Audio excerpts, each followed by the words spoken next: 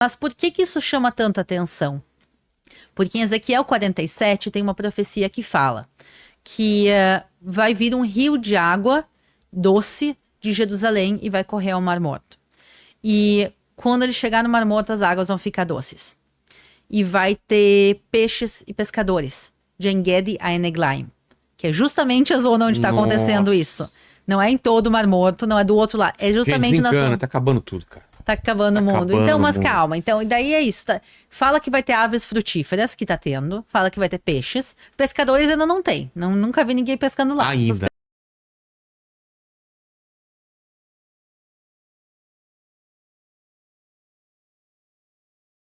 Sobre o terceiro templo, né? Tem vida no Mar Morto. Como que tá? Tá aparecendo uns peixão lá. Então, o Mar Morto tá com um monte de fenômenos muito diferentes. E aí a gente pode interpretar isso depois. Mas o que tá acontecendo é o seguinte: o Mar Morto ele tá recuando. Ele tá recuando hoje em dia, baixando o nível 1 metro por ano. Então, tem zonas que o Mar Morto já recuou alguns quilômetros. Então, imagina que tinha um Mar Morto e ele recuou. E onde o Mar Morto está recuando, estão abrindo crateras. Que essas crateras a gente chama de bolaines. E os bolaines estão se enchendo de água. Então, pensa que abre uma cratera e muitas vezes a cratera está brotando água de baixo e água doce. Não aquela água com enxofre. Não, e isso é bizarro, porque tu tá no Mar Morto, tu tá assim, olha, 2, 3 metros, tu tá água salgada, a água mais salgada do mundo, Mar Morto. Não consegue mergulhar, só boia. Exatamente, tu tá boiando e do outro lado tu tem água doce brotando do chão. Poxa. E onde tá brotando essa água doce, tá nascendo vida. Então, em volta do Mar Morto, e é uma zona muito específica, que é o norte do Mar Morto, do lado de Israel, porque o Mar Morto também tem o lado jordaniano. Tá acontecendo só no norte do Mar Morto, de En-Gedi pra cima. E só do lado israelense, se abriram essas crateras, se encheram de água e tá nascendo um monte de vida lá. Então tu tem porcos selvagens, tu tem burricos selvagens lá, tu tem plantas, tu tem tamareiras, tu tem árvores frutíferas e pássaros. E o principal é que tem peixes. Peixinhos pequenos. Sim. Não são peixes, pessoal, são peixinhos pequenos. Mas por que que isso chama tanta atenção?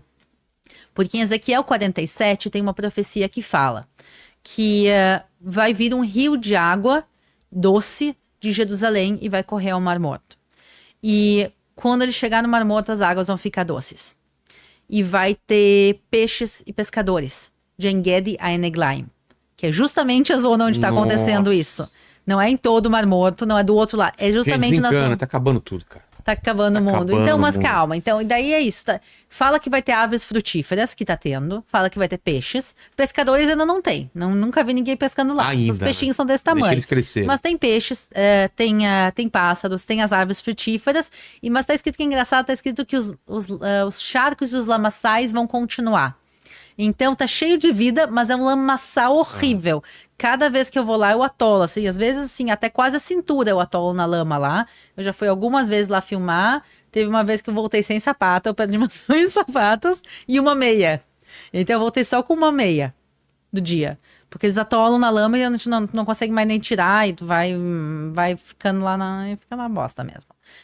E por isso, tem muitos fenômenos lá acontecendo que nos chamam muita atenção. E daí tem algumas questões, porque algumas coisas se encaixam e outras ainda não. Por exemplo, o Rio de Jerusalém. A água não tá vindo de Jerusalém? Sim, indiretamente. 2 maneiras tá vindo a água de Jerusalém. Primeiro, porque em Jerusalém chove. Quando em Jerusalém chove, a água tem 2 caminhos. Ela corre para o deserto e ela corre para o Mar Morto e desemboca no Mar Morto, porque Jerusalém é uma montanha. Então, quando chove em Jerusalém, ela vai correr ou para o Mar Mediterrâneo ou para o Mar Morto. Então, alguns dias por ano em Jerusalém, quando chove muito, correm rios de Jerusalém até o Mar Morto e eles enchem os bolaines no caminho. Então, alguns dias por ano tem esse rio de água doce correndo. Tem até os caminhos, quando você passa, você vê os caminhos onde exatamente, tu vê, e é super perigoso. Todos os anos, quase, infelizmente, tem gente que falece porque não sabem direito como lidar com os rios do deserto. Porque tu tá no deserto, o sol tá lindo, o dia lindo, só que em Jerusalém tá chovendo, e aí o rio do nada, assim, tu tá caminhando, de repente... E vem uma enxurrada. Pode ser levado. Então, tu tem essa água que vem por cima, não é um rio tradicional como a gente imagina.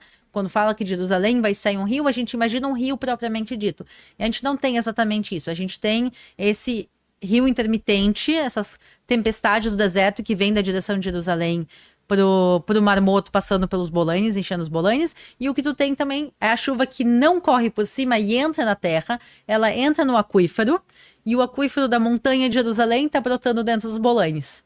Sim. Então essa água justamente que tá brotando do chão é água doce, obviamente não tá vindo do Marmoto, ela Que tá cor vindo... que fica? Um verde, um azul? Como fica Então a água que tá brotando ela é transparente, só que daí ela começa a mudar de cor. Primeiro, onde tem muita lama, ela vai ficar marrom. Só que se a água fica bem parada, ela baixa, mas também tem alguns bolaines que eles começam a ter algas. Então tu tem bolaines verdes, tu tem bolaines azuis, tu tem bolaines brancos, tu tem marrons e tem às vezes vermelho e rosa também. Então às vezes é lindo, porque tu tem, assim, às vezes tem uns vermelhos assim da cor de sangue até. Sim.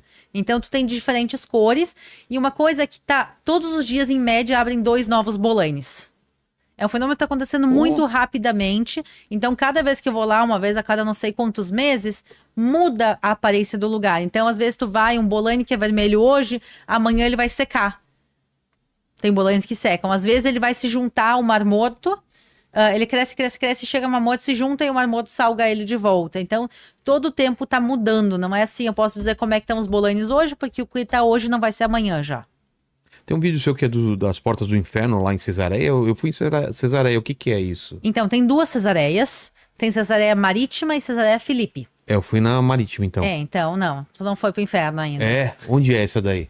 Então, na fronteira com o Líbano. É um dos lugares que está sendo bombardeado. Das sirenes, tô com muita sirene lá. Então, um local que é conhecido biblicamente como Cesareia Filipe, se vocês buscarem no mapa, é chamado de Pânias, ou Bânias com B. Normalmente no mapa vai aparecer Bânias com B. Era uma cidade pagã que tinha um culto pagão ao deus Pan. O deus Pan era metade bode, metade pessoa. Eles tinham lá culto a Pan e parte do culto eram cabritos adestrados dançantes. Então tinha show de cabritos. Cabritos adestrados dançantes. Então, Uma atração de circo, né? Total. Agora com vocês, cabritos dançantes. então se achou lá, tem lá o palco dos cabritos, Nossa. tudo, tem o cemitério dos cabritos, então tem tudo assim. Eles tinham um culto de cabritos dançantes lá, tinha um culto a alguns deuses, mas o principal realmente é Pan. E do lado tinha ainda tem a caverna, que hoje em dia tá seca, mas era uma caverna com um poço de água sem fundo, parecia. Que ele se conectava ao aquífero, então era um local que eles faziam sacrifícios.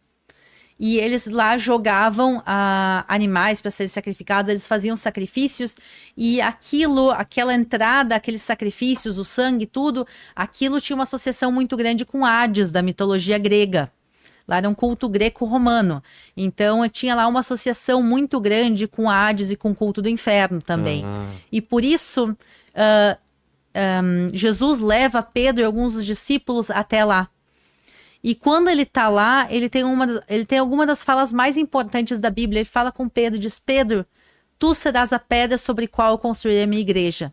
As portas do inferno não prevalecerão. Foi lá, então? Foi lá.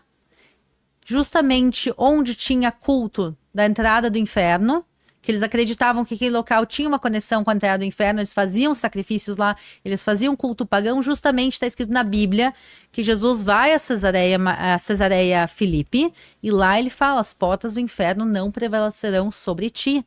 E ele fala do inferno e dos céus justamente ali do lado. E ele usa provavelmente aquele cenário dizendo: aqui é o inferno. E por isso a gente vê essa associação daquele lugar com o inferno. E também não é o único inferno de Israel. A gente tem mais de um lugar. O inferno na Bíblia tem mais de um nome. Então, um dos nomes, por exemplo, que se usava era Hades. Outro nome que se usava era Seol. E outro Sheol. É Sheol. Eu falo em hebraico às vezes. Mas, e o outro nome é Geena. Guiena, né? Guiena, exatamente. Então, aquela coisa que Jesus diz assim: é melhor tu arrancar um teu olho do que todo o teu corpo seja jogado no inferno. Sei. Essa palavra original é Geena. Que ficava onde? Que fica? Geena é um lugar que existe até os dias em Jerusalém. Também? Do lado de Jerusalém. Então, do lado de Jerusalém tem um vale, que é o Vale de Geena. Geena é um nome grego, em hebraico é Gei Beninom.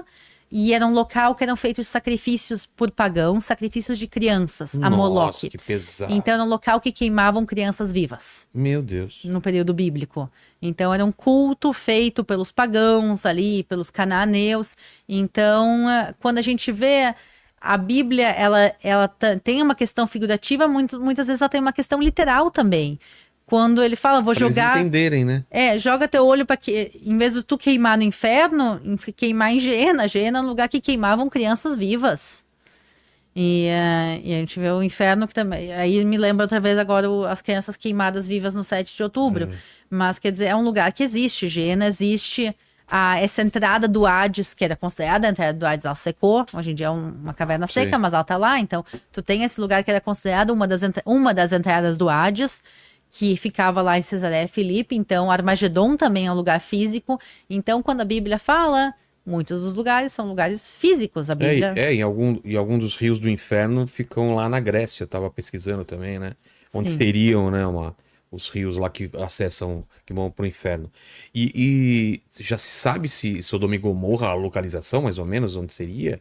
Tem até 3. 3 localizações? Como assim? Sim, tem 3 lugares que se acreditam São possíveis. São possíveis lugares, porque quando a gente fala de arqueologia ou de tradição, se a gente não acha uma placa original dizendo esta é Sodoma, é um pouco difícil. Então tem algumas teorias. Até eu sei que o Rodrigo Silva teve aqui no canal algumas vezes. Verdade. E a gente discorda até. Ele vai voltar aqui, eu vou perguntar para ele de novo. Pergunta para ele qual a opinião dele. Ele acredita que tem um lugar que fica justamente na Jordânia, bem próximo de Israel, mas na Jordânia, chamado Tel El Hammam, que é um local arqueológico que muitos acreditam ser lá Sodoma. Encontraram restos de uma cidade queimada. Tá. De uma cidade queimada, provavelmente por explosão de um meteoro. Pô. Que o meteoro explodiu a 50 quilômetros da superfície. E aí, então, imagina aquela explosão lançou uma radiação de calor que derreteu até as pedras da cidade. Então, tu tem pedras derretidas. Tem algumas questões em relação à datação do lugar, mas é uma teoria, e por exemplo, a teoria que o Rodrigo aceita. Tem uma outra também que fica na Jordânia, que também é outra teoria em relação... Em outro lugar. Em outro lugar na Jordânia. E tem uma teoria que fica em Israel, que se chama Sodoma. O nome do lugar se chama Ar-Sdom, Monte Sodoma. Então, o local é chamado de Sodoma até os dias de hoje. E é um lugar muito diferente. O que tem lá? Imagina que tu tá na frente do Mar Morto, exatamente na frente do Mar Morto, e tem um monte de montanhas ali. Todas as montanhas de pedra. Tu imagina que é uma montanha feita de quê? De pedra. Então, tem um monte de montanhas de pedra. Não é perto lá de Massadas, não, né? É perto, assim, fica uns 25 minutos de estrada de Massada. Mais ao sul. E lá tu tem todas essas montanhas, e no meio de todas as montanhas tu tem uma montanha que é uma montanha de sal. Mas tem restos de alguma coisa lá? Então, lá o que tu tem é uma montanha feita, uma montanha gigantesca de sal, que é um negócio muito bizarro, que não se encaixa com nada que tem ali. Só ela é de sal? Só ela é de sal, o resto não bizarro. é. É bizarro, assim, uma montanha, assim, eu entrei dentro, eu rastejei, a montanha é de sal, assim, tipo, Sim. é uma montanha gigantesca de sal. Estaria lá embaixo, então. A tradição é isso, não tem a cidade lá, o que se fala que talvez tudo seja transformado em sal, o que a gente tem o sal era onde ficava a cidade, que a cidade não existe mais. Então é um lugar muito estranho. Por um lado tu tem o sal, a localização faz sentido também, não é muito diferente, não é muito longe da onde os outros lugares que se acredita que pode ser Sodoma, então faz sentido que seja lá. A localização geográfica é uma montanha de sal que geologicamente não tem explicação de como ela pode ir lá, e tu tem bolas de enxofre. Bolas literalmente de enxofre, que se tu faz um isqueirinho do lado, elas queimam até os dias de hoje com fogo azul. Nossa!